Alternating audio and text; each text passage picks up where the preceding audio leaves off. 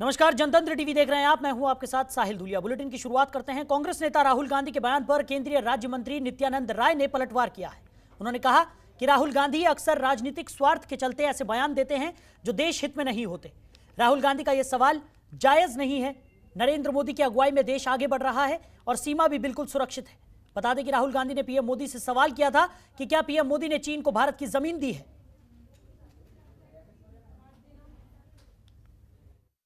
गांधी जी की समझदारी में कुछ बातें वैसी आती नहीं है जो देश के हित में होता है, और अपने राजनीति के स्वार्थ में ऐसे बयान देते रहते हैं जो देश के हित में नहीं होता है। राहुल गांधी जी का इस प्रकार का सवाल खड़ा करना बिल्कुल ही जायज़ नहीं है। माननीय नरेंद्र मोदी जी, भारत के आदरणीय प्रधानमंत्री जी के नेतृत्व में भारत स्वावलंबी भी बन रहा है, शक्तिशाली भी बन रहा है, सीमा भी सुरक्षित है और भारत आत्मनिर्भरता की ओर भी बढ़ रहा है। वहीं नीतीश कैबिनेट का विस्तार होने के बाद नए मंत्रियों की तरफ से अपना कामकाज संभालने का सिलसिला जारी है। अपने अपने विभाग में पहुंचकर नए मंत्री अपना कार्यभार संभाल रहे हैं। इसी क्रम में आज सुभाष सिंह ने सहकारिता विभाग का पदभार ग्रहण किया। विभाग के अधिकारियों और कर्मचारियों ने उनका स्वागत किया। पदभार ग्रहण करने के बाद मंत्री सुभाष सिंह ने कहा कि सहकारिता मंत्री होने के नाते वो किसानों के लिए हर संभव काम करेंगे। किसानों को हर संभव मदद के साथ ही किसानों की परेशानी को दूर किया जाएगा। पीएम मोदी और सीएम नीतीश कुमार जी के सपने को पूरा करने में भी सभी के सहयोग की जरूरत है।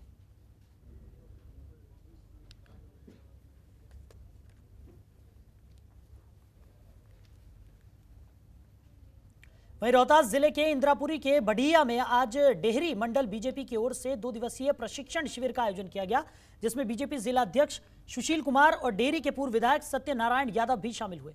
कार्यक्रम की शुरुआत पंडित दीनदयाल उपाध्याय और डॉक्टर श्यामा प्रसाद मुखर्जी को श्रद्धांजलि देते हुए की गई। वहीं बीजेपी के जिला अध्यक्ष सुशील कुमार ने बताया कि आयोजन का मकसद सभी मंडल और पंचायत स्तर के बीजेपी कार्यकर्ताओं को बीजेपी के इतिहास और नेताओं के बारे में बताना है। उन्होंने बताया कि संगठन को मजबूत करने के उद्देश्य से बीजेपी इस तरह के प्रशिक्षण शिविर का आयोजन करती है।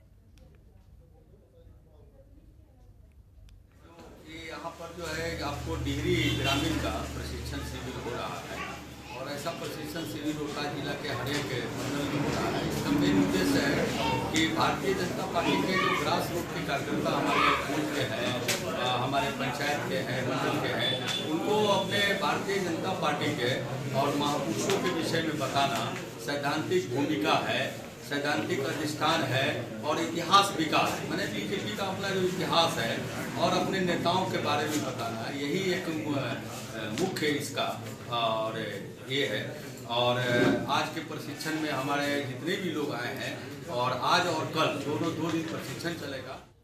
वहीं आरा में जमीनी विवाद ने उग्र रूप धारण कर लिया। 2 पक्षों में जमकर मारपीट हुई, जिसमें एक ही परिवार की महिला समेत 7 लोग जख्मी हो गए। पूरा मामला नगर थाना क्षेत्र के अहिरपुरवा मोहल्ले का है। यहां पर 2 पक्षों में काफी दिनों से जमीन को लेकर विवाद चल रहा था, लेकिन आज अचानक दोनों पक्ष आमने सामने आ गए।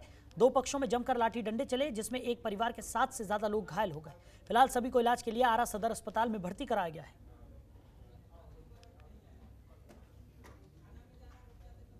अभी एक पारिवारिक मामला है, मारपीट का है। जमीनी विवाद लोग बता रहे हैं, लगभग 6-7 लोग हैं जो कि काफी रूप से घायल हैं। स्थिति सामान्य, सबकी इलाज भी उनका चल रहा है। अभी स्थिति सबका सही है? हाँ, अभी तो सबका ठीक है। कुछ टेस्ट वगैरह, एक्सरे वगैरह भेजा गया है कराने के लिए। जो रिपोर्ट आता है फिर आगे देखते हैं। मारपीट हुआ है। हम लोग 4 बजे 4:30 बजे नहर देने घूमने गए थे, मर मैदान घूमने। ठीक है, ये लोग घेर लिए नहरे पर। भैया हम लोग निकले, सोए हुए थे, उठे, पापा के साथ हजुराए थे। पूरा तैयारी के साथ वो लोग निकले और तड़ातड़ घर में घुसकर दुआरी तक मार करने लगे। वहीं बिहार में अवैध शराब का कारोबार थमने का नाम नहीं ले रहा है। ताजा मामला गोपालगंज का है, जहां आबकारी विभाग ने एक युवक के पास से 100 पीस फ्रूटी पैक विदेशी शराब जब्त की है। तो तस्करी और शराब बरामदगी का ये वीडियो सोशल मीडिया पर अब खूब शेयर हो रहा है। दरअसल जानकारी मिली है कि युवक ने ठंड से बचने का बहाना बनाते हुए एक अजीबोगरीब तरीके से जैकेट पहन रखा था, लेकिन जब शक के आधार पर युवक का जैकेट निकलवाया गया तो उसके शरीर और जैकेट के अंदर से एक के बाद एक करीब 100 से ज्यादा विदेशी फ्रूटी पैक शराब जब्त की गई। पुलिस ने तुरंत ही आरोपी को गिरफ्तार कर लिया। वो जैकेट के अंदर में मोतिहारी का है सूरज कुमार, तो वही शराब लेके जैकेट के अंदर में 30 पैकेट जो है एमपीएम का टेट्रापैक था, तो वो ले जा रहा था मोतिहारी, तो वही हम लोग पकड़े हैं उसको जेल भेजे शराब को तस्करी करते हुए। वहीं मुंगेर में अवैध शराब कारोबार के खिलाफ बड़ा अभियान चलाया जा रहा है। इसी कड़ी में आज खैरा गांव में देशी शराब की भट्टी को ध्वस्त कर दिया गया। पुलिस ने लगभग 500 लीटर कच्ची शराब को भी नष्ट किया। वहीं शराब कारोबारी अमरजीत कुमार सिंह मौके से फरार हो गया, जिसके खिलाफ तारापुर थाने में मामला दर्ज कर लिया गया है। वहीं इस संबंध में अनुमंडल पुलिस पदाधिकारी ने जानकारी देते हुए बताया कि गुप्त सूचना मिली थी कि खैरा गांव में देसी शराब बनाने का कारोबार चल रहा है, जिसके बाद टीम गठित कर खैरा गांव में छापेमारी की गई।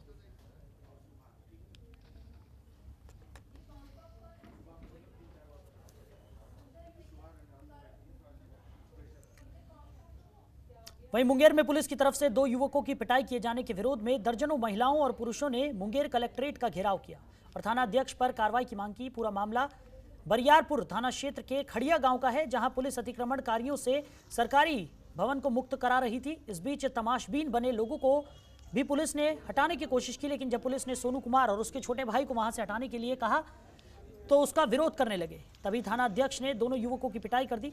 वहीं घटना से गुस्साए लोगों ने हाथों में तख्ती लेकर इंसाफ की गुहार लगाई। लोगों का कहना है कि जब तक इंसाफ नहीं मिलेगा तब तक धरना प्रदर्शन जारी रहेगा। हम लोग खड़िया गांव से हैं, दक्षिणी कड़िया पंचायत है हमारा, बरियारपुर थाना के अंतर्गत। कल पुलिस प्रशासन हमारे गांव में सरकारी ज़मीन पर जो अतिक्रमण था उसे हटाने के लिए गया था।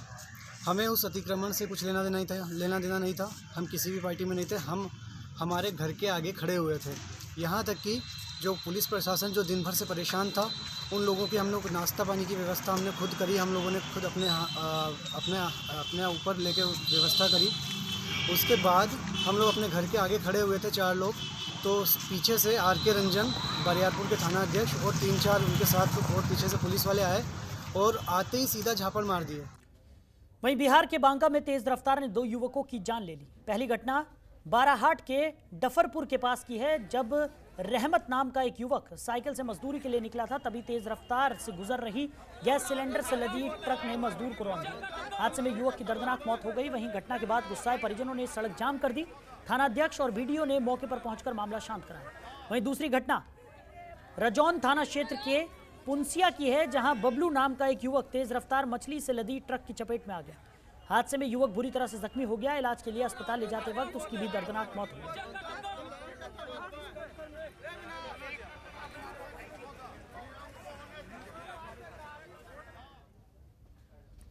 वहीं खगड़िया जिले का स्वास्थ्य विभाग कोरोना पॉजिटिव का फर्जी रिपोर्ट बनाने वाले अधिकारी और कर्मियों पर कितना मेहरबान है, इसकी बानगी जिले के गोगरी प्रखंड में देखने को मिली, जहां मदारपुर गांव में पिछले साल जून में 2 गर्भवती महिला सहित 3 महिलाओं को बिना कोरोना जांच के कोरोना पॉजिटिव बता दिया गया। तीनों महिलाओं को न केवल जबरन खगड़िया क्वारंटीन सेंटर में शिफ्ट किया गया, बल्कि मदारपुर वार्ड संख्या 9 को कंटेनमेंट जोन घोषित कर दिया गया। लेकिन तीनों महिलाओं के परिजनों ने जब जिलाधिकारी से शिकायत की तो तीनों महिलाओं की रिपोर्ट नेगेटिव आई। इस मामले पर जिलाधिकारी आलोक रंजन के आदेश पर गोगरी रेफरल अस्पताल की चिकित्सा प्रभारी और डेटा ऑपरेटर से सफाई मांगी गई, लेकिन स्पष्टीकरण पूछे हुए 8 महीने बीत चुके हैं। इस मामले में अब तक कोई कार्रवाई नहीं हुई है। लॉकडाउन के चलते सर हम लोग का दुकान बंद हो गया सर 2-3 महीना, ठीक है। और 30 जुलाई को सर वो महिला नहीं आती आशा दीदी, वही स्कूल ले गई थी जांच में स्कूल पे, और ये तीनों महिला जांच भी नहीं करवाए। यहाँ हम फोन किए थे सर, बच्चा सब रो रहा था और वहाँ से आशा दीदी तीनों को भेज दिए वहाँ से बिना जांच कराए हुए। 4 जुलाई को सर रिपोर्ट आता है पॉजिटिव। अच्छा, बिना जांच कराए हुए। अच्छा, तो 4 जुलाई को सुबह जब रिपोर्ट आता है 4 जुलाई के यहाँ इस सबको लेने के लिए वहाँ से स्वास्थ्यकर्मी लोग आ गए थे और हमको पता चला तो उसको दबाव डाले। इसका जब जांच ही नहीं हुआ है तो इसका रिपोर्ट कैसे आएगा पॉजिटिव। लेकिन फिर भी बात नहीं माने, वो पूरा प्रशासन बल के साथ यहाँ पे जबरदस्ती आ गया ले जाने के लिए। हम ले जाएंगे, इसका जाँच होगा। तो बोला ठीक है जाँच होगा तो इसको ले जाइए, लेकिन जांच नहीं करके इसको जाके रख दिया क्वारंटीन टाइम में वहाँ जी खगड़िया कॉलेज। अच्छा, उसी में रख दिया था। अच्छा, हम लोग को पता चला, फिर हम साथ में गए थे वहाँ रात में। मालूम हुआ कि यहाँ सेंटर है, यहाँ रखने का व्यवस्था है, यहाँ पे जांच नहीं होता है। वहीं कोविड महामारी के चलते पिछले साल मुंगेर में सावन नहीं होने से शिव भक्त शिव के दर्शन के लिए बेसब्री से इंतजार कर रहे थे। वहीं मौनी अमावस्या आने से भक्तों का इंतजार खत्म हो गया। कच्ची कांवरिया पथ पर हर हर महादेव की गूंज से गुलजार ये पथ नजर आया। गेरुआ वस्त्र पहने, कांधे पर कांवड़ लिए जुबान पर हर हर महादेव बोल बम के जयकारे लगाते हुए भक्त शिव की भक्ति में झूमते हुए नजर आए। बता दें कि हर साल सावन में मिथिलांचल के कांवड़िए अपना सेवा शिविर लगाते हैं, लेकिन कोरोना महामारी के चलते शिव भक्त इस बार सेवा नहीं कर पाए। कांवड़ियों का कहना है कि कोरोना के चलते भले ही वो सेवा नहीं कर पाए हों, लेकिन आगे उनका ये सेवा शिविर जारी रहेगा।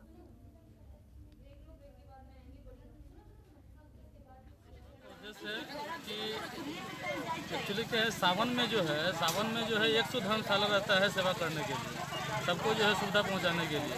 लेकिन ये बसंत पंचमी के दिन ये हमारे मैथिल ब्राह्मण लोग जितने हैं, ये लगभग जो है प्रत्येक साल मतलब 5 से 7 लाख के का टीम रहता है इन लोगों का। इन लोगों का जो है, ये लोग बाहर से खाना भी नहीं खाते हैं, ये लोग खुद ही बनाते हैं, खुद ही खाते हैं। ये लोग बहुत मतलब अच्छी आशा करते हैं कि हम लोग हमेशा करते ही रहेंगे इसको। कुमार मिश्रा वैदेही धर्मशाला भी हम लोग का है गोरियारी नदी के पास में, और वहाँ तो साल भर खुला रहता ही है हम लोग का सेवा। और ये हम लोग जो है इस समय जो हम लोग प्रत्येक साल जो है मोबाइल कैंपिंग के द्वारा जो है हम लोग जो है दवा जो है बम लोग को देते हैं। धन्यवाद। वहीं बिहार के सीतामढ़ी जिले में मौजूद एक विश्व धरोहर को अब भारतीय रेल को सौंप दिया गया है। इसके बाद दुनिया का ये इकलौता अजूबा बिहार से दिल्ली शिफ्ट हो जाएगा। बता दें कि ये विश्व धरोहर एक लोकोमोटिव इंजन है। साल 1930 में हॉट्सवेल क्लार्क ने इंग्लैंड में 3 लोकोमोटिव स्टीम रेल इंजन का निर्माण किया था, जिसमें से 2 लोकोमोटिव इंजन अब इस दुनिया में नहीं है। एक locomotive steam engine Riga sugar company में साल 1933 से साल 2010 तक सेवा दे रही थी, लेकिन साल 2010 में सीतामढ़ी नरकटियागंज रेलखंड पर बड़ी लाइन के निर्माण के बाद इंजन को रीगा चीनी मिल के परिसर में प्रदर्शनी के तौर पर रखा गया था। हालांकि अब यह भारतीय रेल को सौंप दिया गया है। दरअसल रीगा शुगर मिल के सीएमडी ओम प्रकाश धानुका की तरफ से कोलकाता के ताज बंगाल में एक समारोह के दौरान भारत सरकार के रेल मंत्री पीयूष गोयल के समक्ष विश्व की धरोहर लोकोमोटिव स्टीम रेल इंजन को डोनेट करने का ऐलान किया गया था, जिसे आज डोनेट कर दिया गया। अब उसे दिल्ली के शकूरपुर बस्ती के संग्रहालय की तरफ से हरियाणा के रेबारी स्टीम सेंटर भेजा जाएगा। 3 लोकोमोटिव स्टीम इंजन बनाए गए थे, जो कि अब मात्र हमारे पास जो बचा था एक ही इंजन बचा था। 2 इसके पहले जो थे वो अब अस्तित्व में नहीं है। और यह engine Riga sugar company limited में 1934 से लेकर के 2010 तक सेवा में था। चूँकि नैरो गेज लाइन चेंज हो गई, है ब्रॉड गेज आ गई, जिसकी वजह से ये अब कार्यरत नहीं था, जिसकी वजह से इसको रीगा चीनी मिल कैंपस में एज ए प्रदर्शनी के लिए हमने रखा हुआ था। लेकिन 25 फरवरी 2020 को